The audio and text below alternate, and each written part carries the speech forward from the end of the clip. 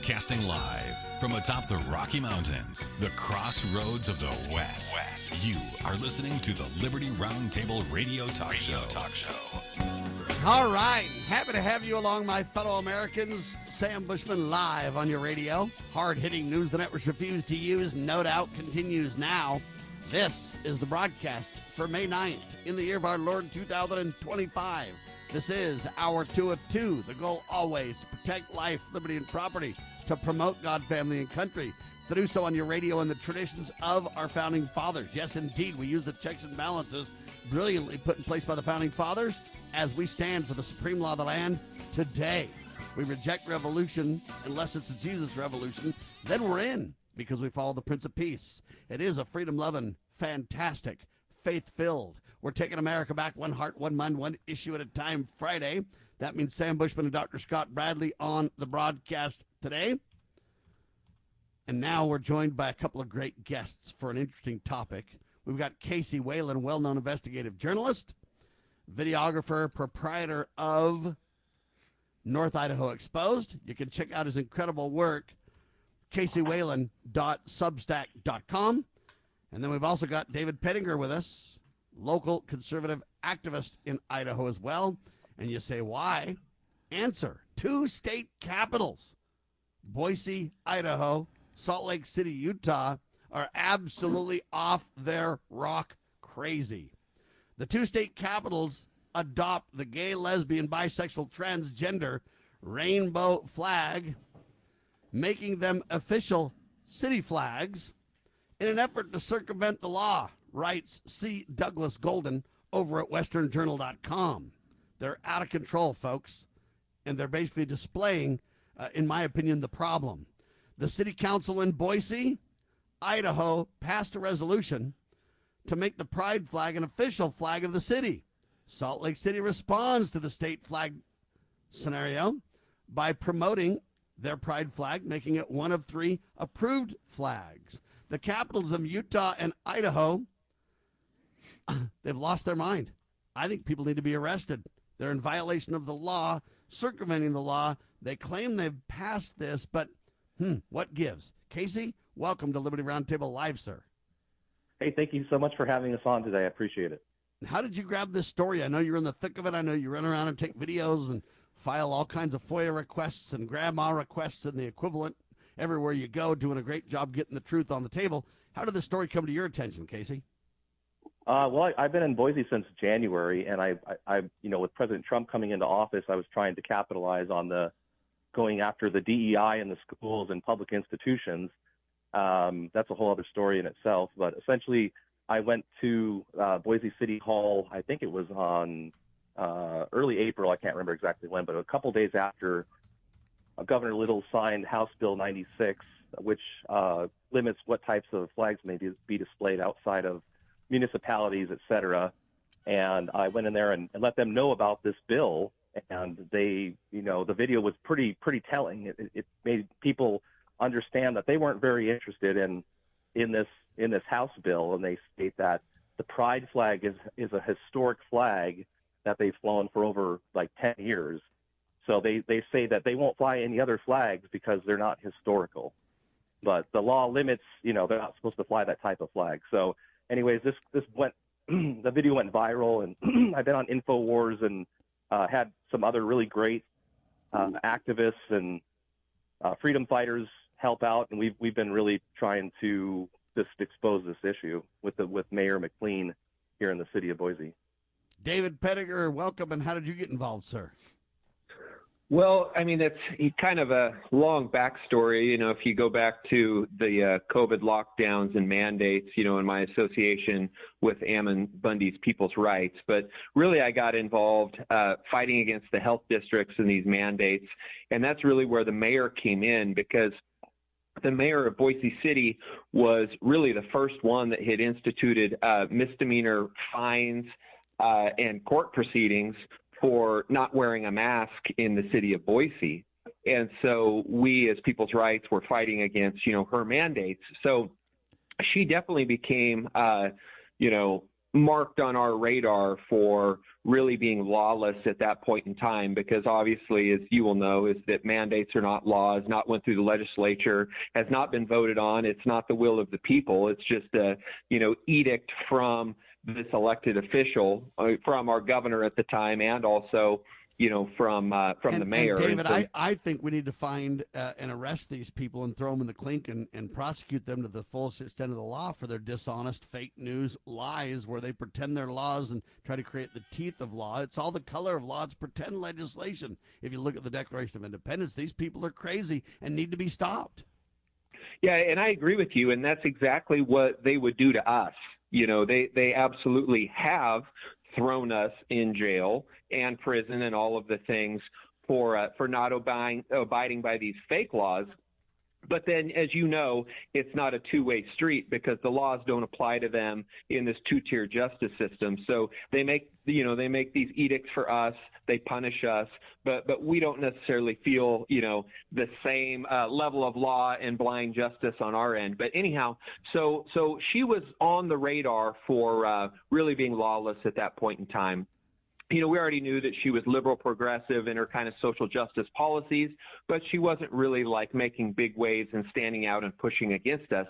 But then with this flag deal, and there's a multitude of things that she's done, like she investigated the Boise City Police for racism, because she was concerned that there was a white police officer who had been on some, far right shows, in her terms, and they were concerned that this officer was bringing racism into the Boise Police Department.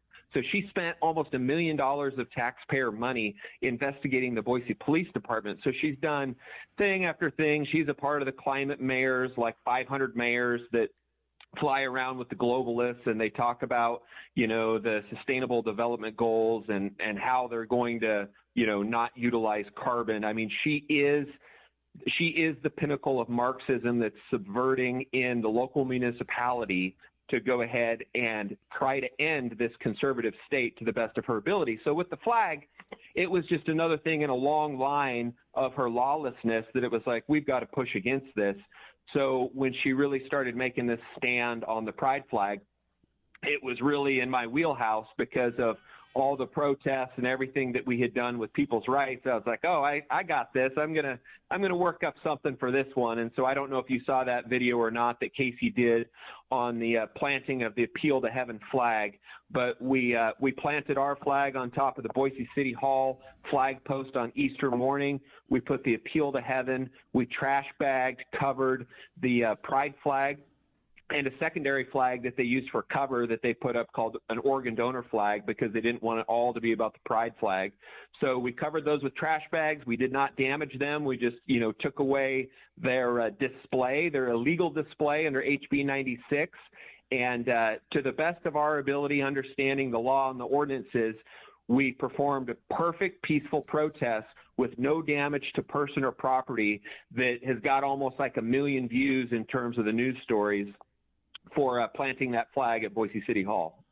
Dr. Bradley, let's go to you. To me, we've got a bunch of clown criminals running the institution, sir. Well, this is, sadly, kind of a confirmation of an aphorism I've coined many years ago.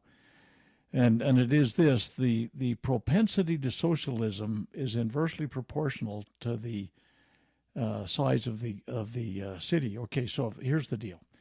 If you've got a high population, you're suddenly socialist.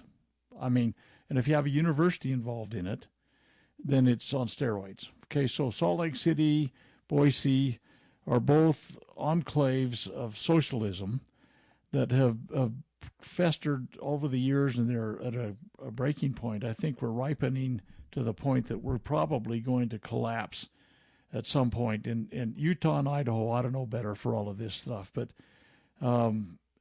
it's just astounding to me that the people of the area have put these kinds of people into office, and they are now kind of harvesting the fruits of that stupidity. And I think a lot of this has to do with just an influx of outsiders.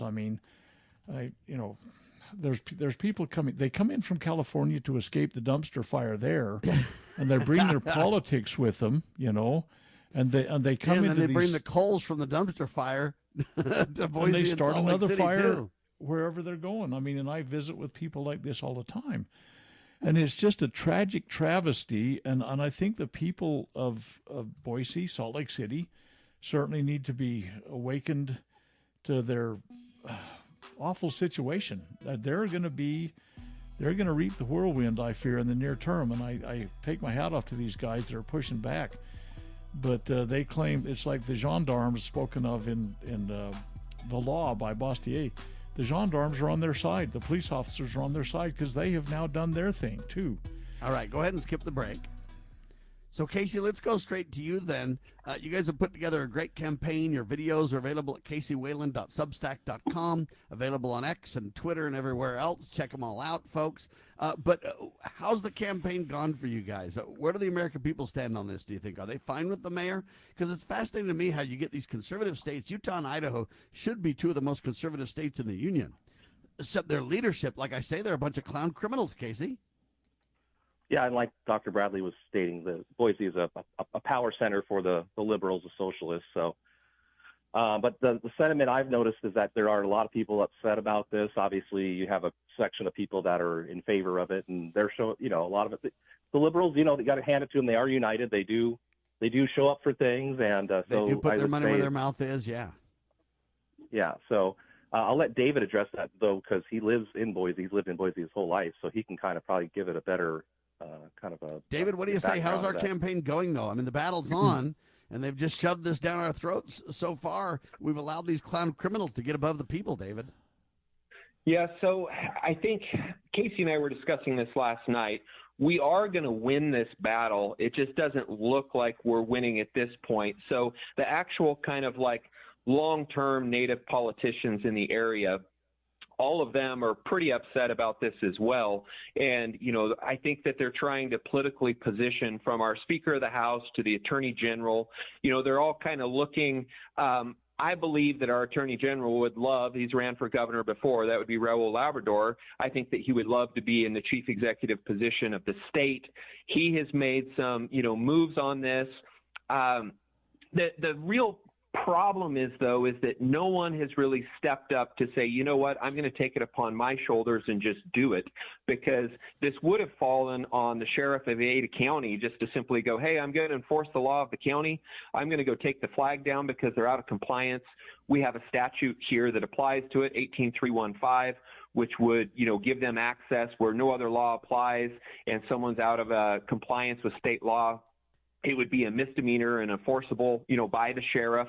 But I think that we have a lot of good people that are very upset. But, the tough thing being an activist, like, myself, is that they're doing a slow motion wheelhouse of the lawmaking process. So as you've probably heard 1,000 times, it's all about next year.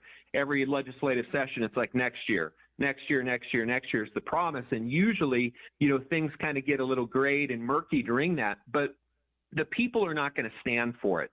So we have a lot of long-term ranching, big ag families that run Idaho.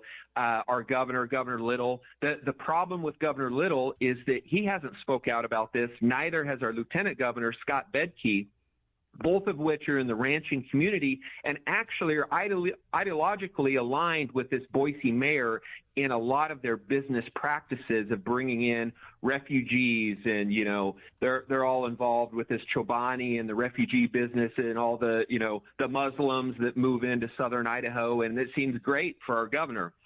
So he hasn't really come out and made a stance. The sheriff hasn't made a stance. The Boise police have stood down.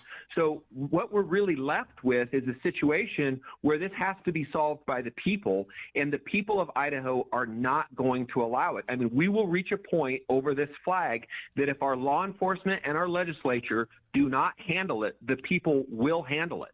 And whatever that looks like, I don't know if that's a Killdozer 2.0, but the people are going to solve this problem.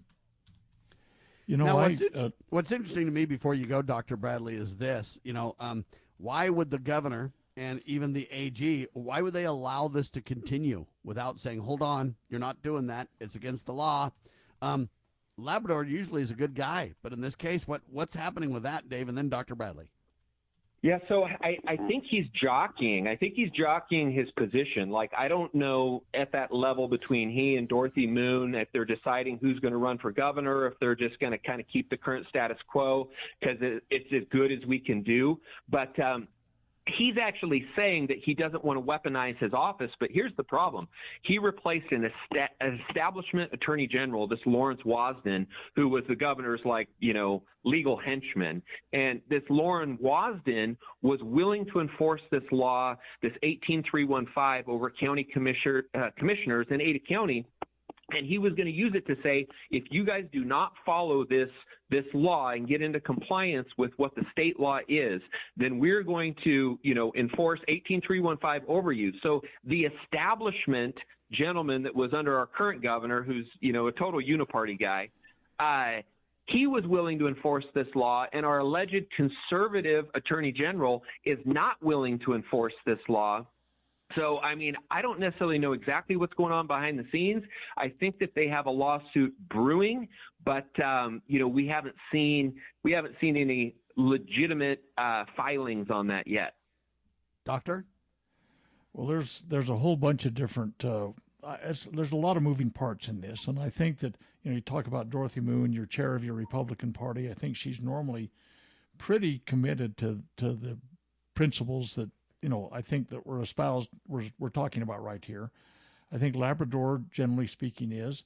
I don't know your sheriff, but I think that you use and probably approach it from multiple angles. Using Dorothy, you lose Labrador. Little, I think, can't be counted on to do anything except for the wrong thing. But here's what I've done historically. The sheriff. I don't know how constitutionally sound your sheriff is, but historically, I go to the sheriff and let's just take the example. You brought up the mask mandate stuff. Everybody's saying, "Oh, you're going to go to jail if you don't wear a mask." I went to the sheriff and I says, "Okay, what are you going to do about the mask mandate?" He said, "Well, I'm going to enforce the law." That's always what they fall back on. They are going to enforce the law. The executive branch does enforce the law. That's their job. It's the executors, if you will. And by the way, we want them to enforce the law. Law, the real law. But at any rate, going back to this mask mandate stuff, I said, so what are you going to do? Oh, I'm going to enforce the law. I said, well, what is the law? Well, if it's against the law, we're going to ticket you. Okay, well, tell me, what are you going to put on the ticket? Which ordinance or regulation or law, the number, are we violating if we don't wear a mask? Well, there isn't one.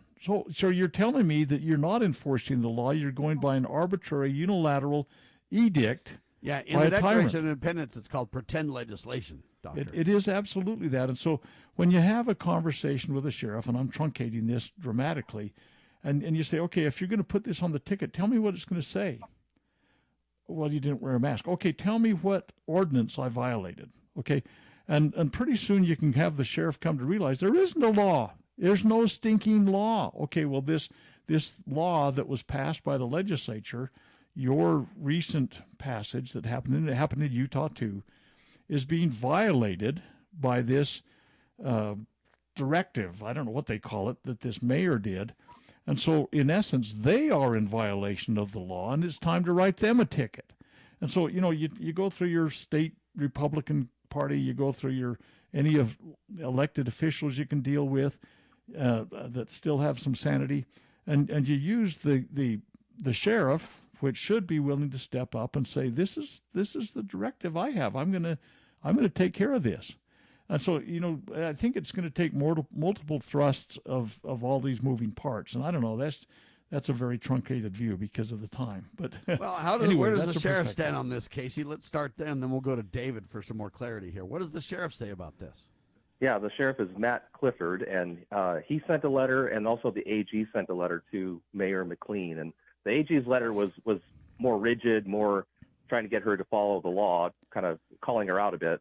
But Matt Clifford, the sheriff, he pretty much sided with the mayor more or less. And David, I'll let him address it because he probably remembers more details of that letter. Your sheriff's a coward. I mean, that's the bottom line. He is not soundly founded. It's time to remove the sheriff, too. Amen to that, David. Yeah, so, we did have constitutional candidate Doug Traubel, who is very well respected in the Valley here, and I know he's a part of your CSPOA, organization. Yes, he is. Great gentleman. He should have won.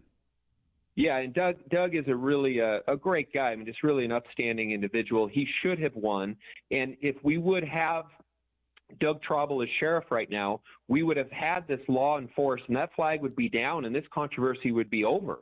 And so this just shows the lawlessness of continuing to put in the good guy, right? Like, Matt Clifford, he's a good guy, right? He's a North Idaho native, he's a good guy. Oh, Governor Little, he's a good guy. These guys, they might be good guys, but they don't vote good, right? They don't enforce good policy.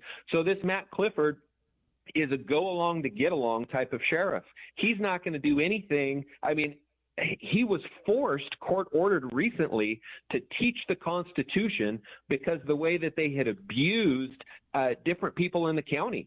So they had a federal judge of all people, a federal judge, that said, hey, you guys have to do constitutional trainings because you cannot violate people's rights in this capacity. So they're court ordered now to train the Constitution.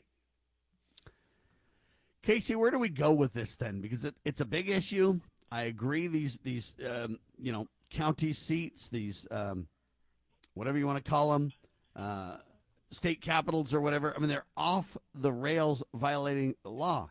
And I guess what I really need your sheriff to do for me, if Matt's not going to obey the law himself, and if he's going to allow these people not to obey the law, can he please produce a list of laws that we're not going to uphold?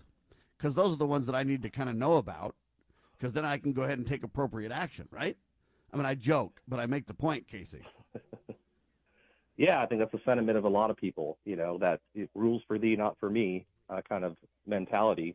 And, what kind of example does that set for the younger generation even, right? They're watching this and they're probably going like, what's going on here? So I think we just have to keep exposing it, keep putting the pressure on. We've got some really good, legislators in Idaho, and hopefully somebody will, I know that there are some things kind of going on in the background. So I think it's going to take time for this to develop a little bit more. But, like David said, I think that in the end, we will be successful. It's just we have to keep the pressure on and, trying to take away DEI and these Marxist ideals from these socialists, it's like pulling teeth, it's like dealing with a bunch of spoiled children, that's been kind of the mentality with these people. And we've seen this pattern throughout the last handful of years, with immigration, sanctuary cities, et cetera, where they keep skirting the law. And I think this flag issue really kind of magnifies and shows, the emperor has no clothes. So it's a really interesting time, and I just encourage people to keep trying and keep pushing. Now, was this a resolution, or how did they kind of make this the official flag? Yes, yeah. So the mayor I got some of her emails actually, and so she issued this proclamation essentially through a resolution. What if we go ahead and see if we can get somebody to put a resolution together and just throw the "Don't Tread on Me" flag up too? Yeah, well, I mean, the city council's obviously largely liberal, so it's just not it's not going to happen. Does it reflect the population in Boise then? If the city council is liberal, is that really what the masses are for, David? Well, I'm not sure if we got a little break coming up here. You want to catch that on the other side of the music break? You got it. We've got about 45 seconds here. A quick outro for everybody while we're here. We got Casey Whalen with us. He's a well-known videographer, investigative journalist. He's the proprietor of North Idaho Exposed, CaseyWhalen.substack.com. We've also got David Pettinger with us. He's a Boise, Idaho local conservative activist. Dr. Scott Bradley with me, freedomsrisingsun.com, and of course, this is Liberty Roundtable Live. I'm Sam Bushman. Hang tight, more in seconds. The question, hey, can't we just put our own flag up and do that? I mean, how does this happen? Do these clowns that are extremely liberal in Salt Lake and Boise really reflect the population? Hang tight, we'll find out. How would you like to help this program reach more people and earn silver at the same time? Call or text 801-669-2211 for complete details. Breaking news this hour at townhall.com. I'm Bob Agnew in Washington. Retired Supreme Court Justice David H. Souter has died at the age of 85. The ascetic bachelor and New Hampshire Republican became a darling of liberals during his nearly 20 years on the bench. He was nominated to the court in 1990 by then-President George H.W. Bush. A remarkable judge of keen intellect and the highest ability, one whose scholarly commitment to the law and whose wealth of experience mark him of first rank. Judge David Souter of the United States Court of Appeals for the First Circuit. Souter retired from the court in June of 2009. The court says he died on Thursday at his home in New Hampshire.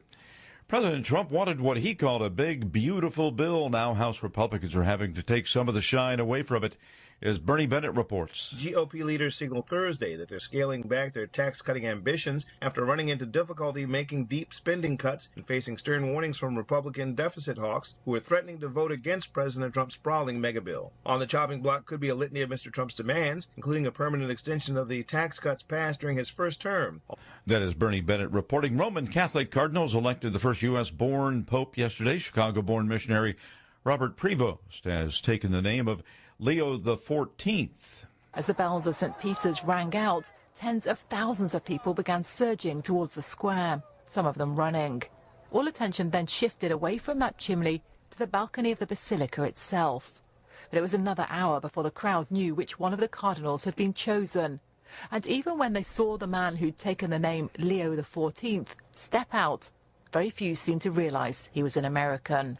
When they did, those who had come from the U.S. were shocked and delighted. Others all over the world are still taking it all in. And that report from the BBC's Sarah Rainsford. More on these stories at townhall.com. Financing a home, especially in today's market, is one of the biggest decisions you'll make for your family. Work with a mortgage company that puts you first. I do. Work with a lender founded on biblical principles like do unto others as you'd have them do unto you. I do. It's Mike Gallagher for the only mortgage company I've used for almost a decade now when financing or refinancing Fellowship Home Loans. I'm friends with the owners, Mike and Brian. I even have them on my show occasionally. I know the care their team puts into every single customer. I can personally tell you that it's a smooth, stress-free process, and that's due to Fellowship's level of service and expertise that puts you in the right loan for your family and your goals. There's a reason Fellowship Home Loans is flooded with 5-star reviews. Whether purchasing a home or a cash-out refi to consolidate some higher interest debt, you can trust Fellowship Home Loans. Start the process. Make the call. 800-510-MIKE, 800-510-MIKE, 800-510-6453. Fellowship Home Loans, mortgage lending by the book. Nationwide Mortgage Bankers, Equal Housing Lender, NMLS number 819382. Scott Bradley here. Most Americans are painfully aware that the nation is on the wrong track and in dire straits. Unfortunately, most political pundits only nibble around the edges when they claim to address the issues. Even worse, many of the so-called solutions are simply rewarmed servings of what got us into the mess we currently face. And the politicians think we're so gullible and naive that we'll buy their lies that they have reformed and now understand where they led us astray. Unfortunately, the truth of the matter is that they simply wish to continue to hold power. The solution to America's challenges is found in returning to the timeless principles found in the United States Constitution. My book and lecture series will reawaken in Americans an understanding and love of the principles which made this nation the freest, most prosperous, happiest, and most respected nation on earth. Visit topreservethenation.com and order my book and lectures to begin the restoration of this great nation. Have you ever had great honey? No, I mean really good, all-natural, raw honey? Well, now you can, thanks to localhoneyman.com. We can ship out our locally made honey all across the U.S. So don't worry, you won't miss out. Plus, Local Honeyman has so many different flavors, like Utah Wildflower, High Desert Delight, Happy Valley, and Blackberry, just to name a few. So purchase your delicious raw honey today at localhoneyman.com. Do you treasure your liberty? Well, at lovingliberty.net, we most certainly do. And we want to help protect your liberty too. Become part of the family. Everyone knows that the core of any society is the family. Therefore, the government should foster and protect the integrity of its family, we the people. Won't you join us as a Loving Liberty sponsor to help us promote the principles in the 5,000-year leap? Let's restore the miracle that changed the world at lovingliberty.net.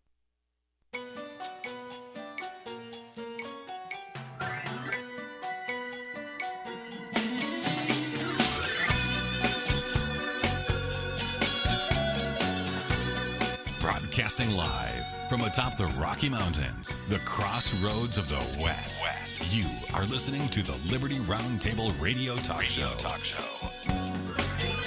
Back with you live, ladies and gentlemen. Casey Whalen, David Pettinger with me. David, right before the pause, I kind of asked you got these whacked out liberal leaders in these states of Utah and Idaho. They're supposed to be some of the most conservative states in the union. I don't think it's really true. But what's interesting to me is you've got these whacked out mayors and stuff like that in Salt Lake City and Boise that want to promote the gay, lesbian, bisexual, transgender, rainbow, perverted flag.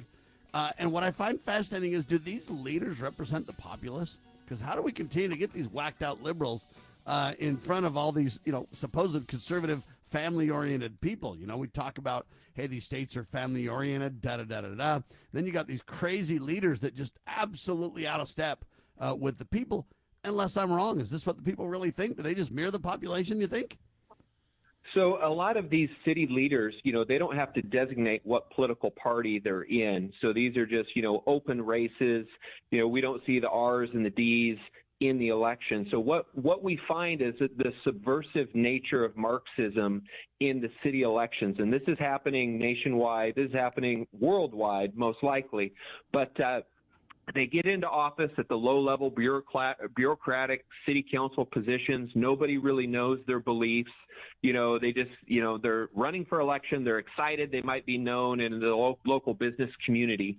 But then over time and after re-election and things, they get more and more entrenched. And now at this point, we have a mayor who has shed all of her, aspects of having any relation to the actual populace of Idaho in general. I mean, she does, agree and look like most of the far left Marxist progressives and even Satanists, that are pushing for this flag. But that progression for her has taken almost a decade to the point that now she's willing to show her true colors. And so I would purport that this is happening in Salt Lake City. This is happening in every conservative state across the nation, is that their elected city council and school boards are preparing to subvert and are subverting the local city, county, and a lot of the people don't even know it. But as you know, it's so difficult to unseat an incumbent because everyone gets to know their name and they're like, oh, I've met her before. She's a nice lady. I like her. Right? But they're not looking at her voting record. They're not looking at what she's actually doing. And allegedly, a lot of this subversion is being funded at very high levels by the global corporations, by the global law firms. And so that subversion is targeting areas like Boise. Dr. Bradley, what do you say to that? I think the assessment's accurate. I really do believe that. No question. But here's the deal. In Utah, it's even more completely exposed. If you can believe that's possible, it's true. No, Utah has got a more whacked out system, if you can believe it, in Idaho. I mean, I know you guys are frustrated with your stuff, but our governor, for example, he's fully on board with the mayor of Salt Lake City. The governor, when the Utah bill came out, he said, this is not a good thing. He complained and moaned. I was going to say it a little more strongly than that. And he let it become a law without a signature because it had passed by a veto-proof margin. And so he is fully on board with this, and the people keep electing him. And here's the problem. First of all, he's a illegitimate governor. That sounds like an illegitimate child kind of maybe, but he is. He did not get on the ballot legally, and he's, in Utah's laws, complicit with allowing that to happen because the lieutenant governors, they run like a president and vice president. They're a full team. The lieutenant governor is over the elections, and the lieutenant governor snudged everything that needed to happen to make sure that she and the governor were then on the ballot. I mean, it's a travesty of what's happening. I mean, sometimes I don't want to suggest this openly and have it cut off without further discussion. But if anybody wanted to look at Athens, Tennessee in 1946, go look it up if you don't know the story about that. But what it was a strong arm of officialdom had a stranglehold on basically government in that county, and the people took matters into their hands. And I'm saying that shouldn't happen. But what's happening is theft, it's thievery, it's dishonorable, it violates the baseline principles of everything the nation was founded on, and it may come to that point. But again, I don't want to seem like I'm promoting sedition and rebellion, but the point is, when you have lost everything, someday someone may have to answer for that. And so what needs to happen? Somebody will push back. We've got to pursue. How do we push back, though, within the rule of law? How do we push back holding the moral high ground? That's really, to me, the key here, because eventually there will be pushback. And will it be appropriate, peaceful, and provide appropriate leadership and rein in tyrants and thugs and criminals, or will it add to the confusion and the bar going lower and lower? Casey, what do you say? Yeah, I think this is an exercise in that, right? We're kind of like testing new ground here a little bit, it feels like, and I think it like, again, it has no clothes. It really shows they're proactively trying to circumvent the law, and that's only going to go so far. So I think we should be encouraged, and we should just keep putting pressure on these people that are doing this. And it does seem like this is somewhat orchestrated. You have Salt Lake City, Boise, then you have Bonners Ferry, Idaho. Same time, right? Yeah, the same on the same day, all on the same day. Literally hours apart, they say, David. And what do you think, though? I agree with Dr. Bradley. We got to hold the moral high ground, but I'm telling you right now, at some point, this is going to come to a head. Yeah, one thing connecting the dots between Salt Lake and Boise City, the connecting line that I see right now is a law firm that's called Holland & Hart. And Holland & Hart is the same law firm that's been used by St. Luke's locally, which is a part of, it's called IACI, the Idaho Association for Commerce and Industry, which is our global business commerce organization. And they wield the major power, in the state of Idaho. So we have this law firm, Holland & Hart, that's attacking the patriot community and has actually ousted Ammon Bundy out of the state of Idaho and into southern Utah. And that's the, combining factor. And the reason I'm saying that is that they have offered free legal services.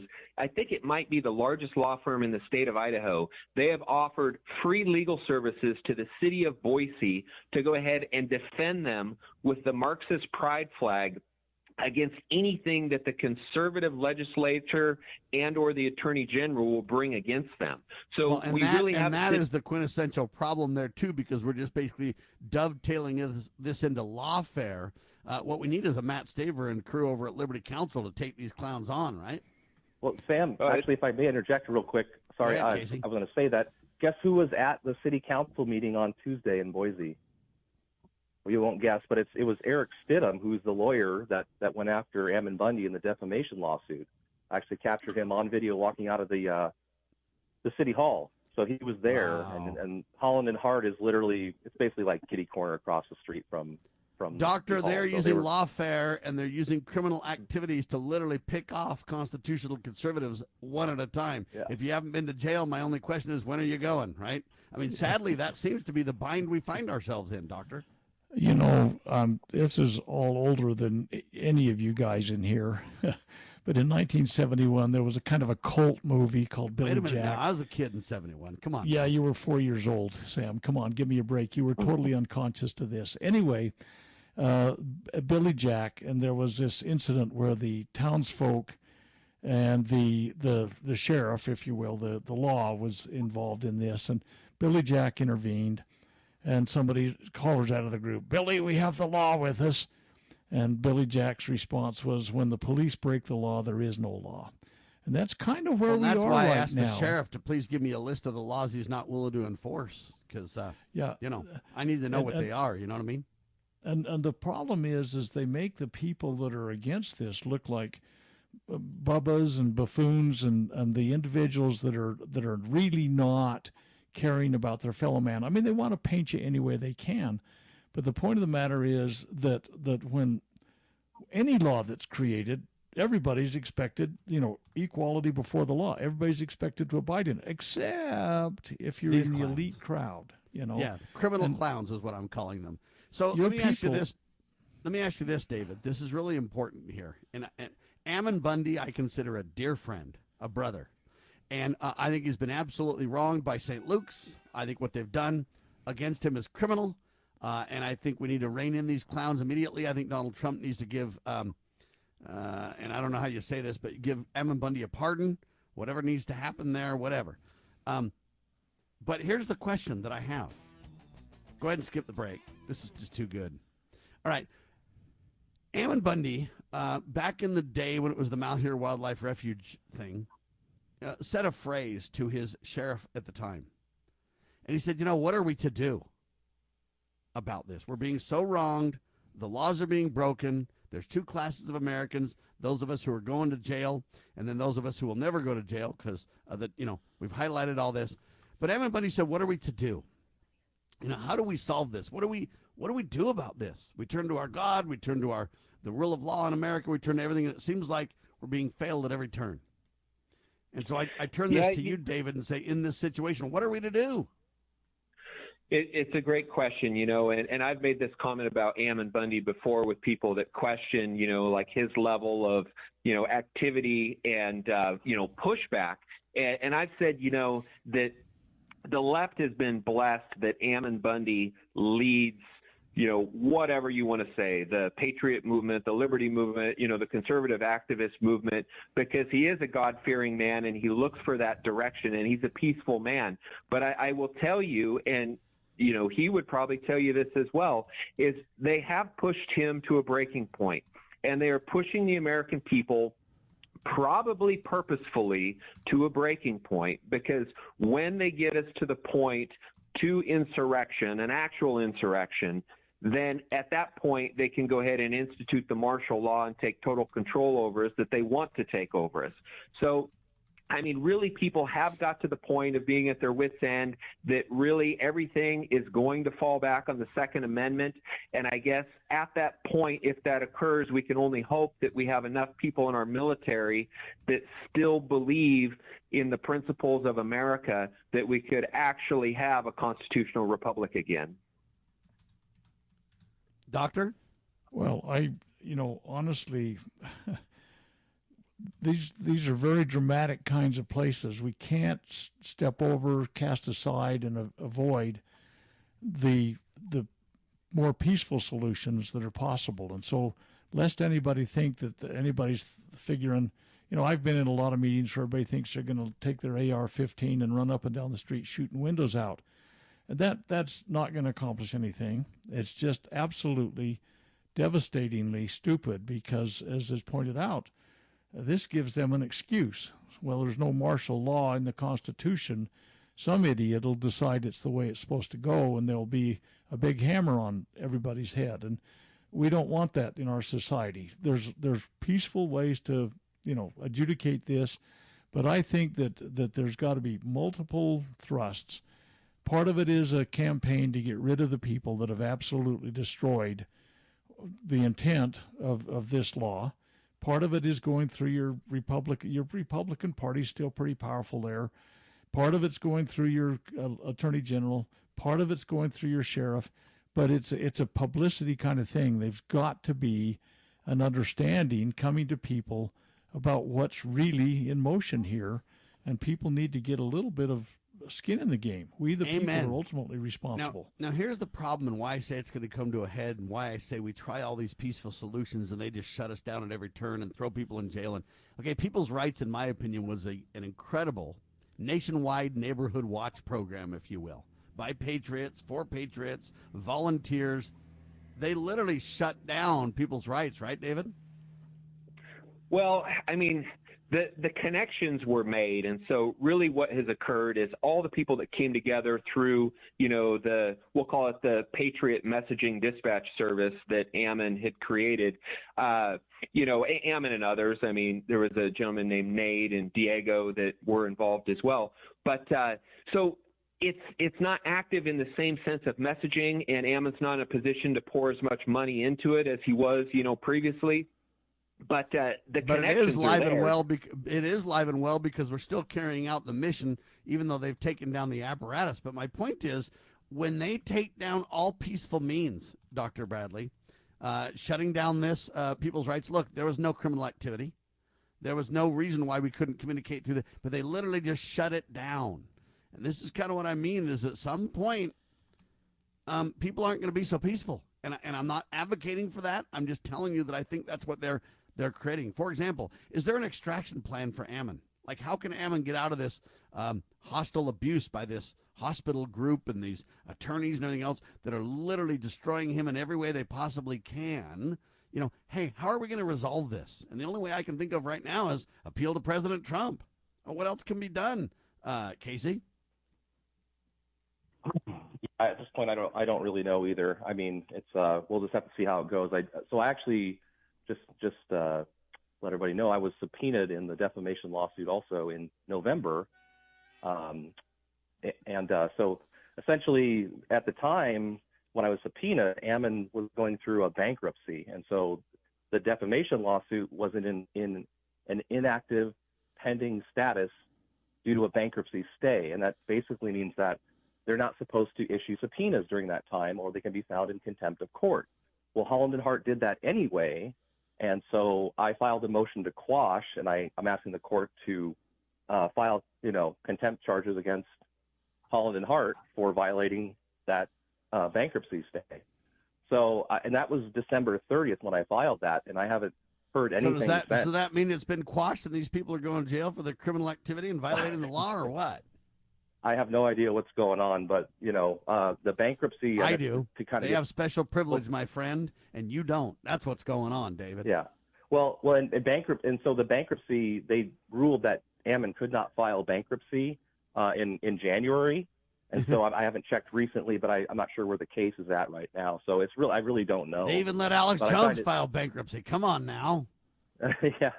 Yeah, I guess it wouldn't let him file bankruptcy. David, this is the problem, though. I don't see any real peaceful solutions being delivered by anybody. I mean, even if you get Donald Trump to help you, that's just a Hail Mary on a prayer till the next thug replaces Donald.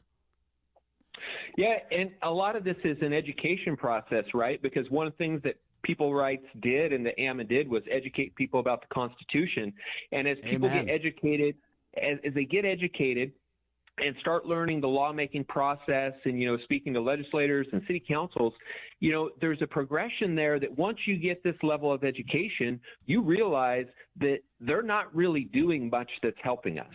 And so once you get to that point to go, well, wait, these alleged conservatives that we elected are now making laws that have no teeth and that none of these Marxist city officials are going to follow, then you're like, why are we even paying for these legislators to waste our time bringing these bills that do nothing? And so, I mean, we really are in a conundrum right now. And, I think you're correct in the concerns and the assessments, because people that are paying attention and that are educated are at a breaking point. And I think that that's the point. And so we really need to see our elected officials have some grit and really go after these situations. I mean, we want to see resolutions. I mean, not just like a resolution. We want to see teeth in these laws, and we want to see, this two-tier justice system come to heel and the uniparty actually, be held to account under the law. The deep state's all the way down to your local municipality, Dr. Bradley. Well, it is. And I mean, certainly it is in my municipality, and I've seen that for years. But the thing that's disheartening is that they have obtained the sole management of the government in so many ways. In Utah, virtually altogether. Now, I put together probably 3 resolutions they weren't impeachment resolutions, but they were resolutions to begin the impeachment process on our governor's office. I put 3 of those resolutions together. And the excuse that nobody would carry them was, well, how am I going to get any of my bills passed if I take this action?